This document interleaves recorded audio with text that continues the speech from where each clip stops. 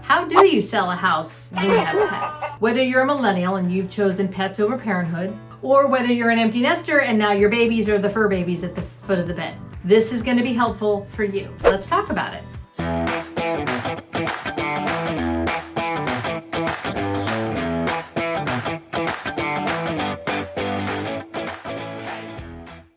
Hey there, it's Angel with Bakersfield Real Estate Group and Agent Core Realty. So,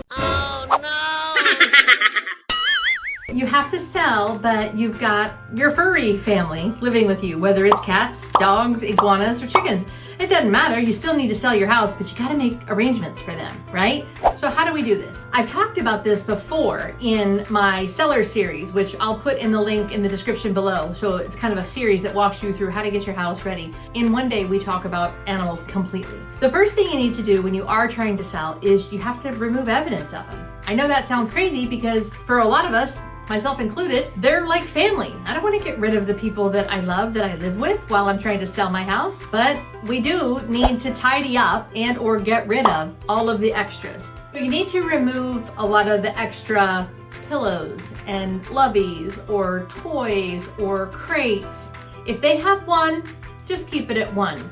If they have none, it might be time to invest in one so that you can remove the animal while the showings are happening. If they even are happening. Right now with the lockdown, nobody is really going in unless they've already done a virtual tour. So if they've done a virtual tour and they're coming into your house, then you know they're a motivated buyer. Yes, let's do everything we can to get the animals out so that we can sell the house. Another thing you want to be mindful of is not selling your house as pet friendly. Not everybody wants pets. I know. Crazy. There are many people that would love to be around pets, but they just can't. Their physical body is either allergic or the dander gets to them, or they have allergies and they're inflamed by being around an animal. So there's no need to be like, yay, a pet-friendly house. They're never going to come in. They're not going to come in if they know they're going to need to take an allergy pill as soon as they leave your house. We will not advertise your house as pet-friendly. We will do everything we can to remove the pet evidence before we market your house. So do your best to repair the pet damage, that whether they've scratched the couch, whether they've scratched the door, if you need to repaint the doorway outside where they don't have a door to go out, maybe they just scratch on the slider and you open it for them to go out. See if you can repair that as best you can before you get the house on the market. And we've talked about this one before, you gotta clean the house before you get it on the market. One of the things you gotta do is we gotta deep clean the house. How do we do that? Do we hire housekeepers? If you've got one, bring her in. If you need mine, I'll send mine over. But that deep cleaning, the baseboards, the fans, all of that pet dander, sweeping off the couch of all of the stuff that stays on the couch that, you know, when you live with the animals, you don't see it. But when you're a buyer, whoo, your eyes are on that stuff, right? So having the housekeepers in will help it just be 100% deep cleaned.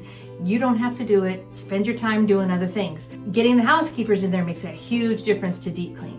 One of the other things that you can do after the housekeepers or before, whatever, you can deodorize. You can get some Febreze. You can jump onto Pinterest and see if they've got anything that will help, you know, suck out all of the odor. Especially if you have a reptile. I know people love those reptiles, but man, I can smell those a mile away. And every time I walk into a house, I'm like, they've got a lizard or something with a jowl that looks scary, that is supposedly very friendly, but peace out. I don't like the reptiles. They do have a smell. I don't have, you know, a bearded dragon, but my kid would like this room. So how do I get my kid to fall in love with this room and know that it's not going to smell like a bearded dragon once these people move out? Clean the pet hair, whether it's from a bird that you might have, dog and cat hair, you know, it falls off of them just like it falls off of us. So we need to make sure that we do a once over before we get that house shown, that we sweep up all of the dog hair, cat hair, bird feathers, whatever.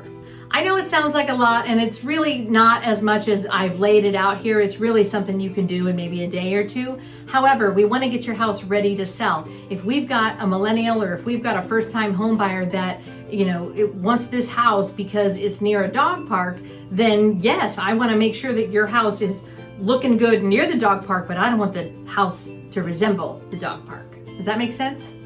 If you have any other questions about how to sell your house with pets, whatever kind of pet you have, feel free to leave me a comment in the description below. I look forward to hearing from you, and I'll see you next Wednesday.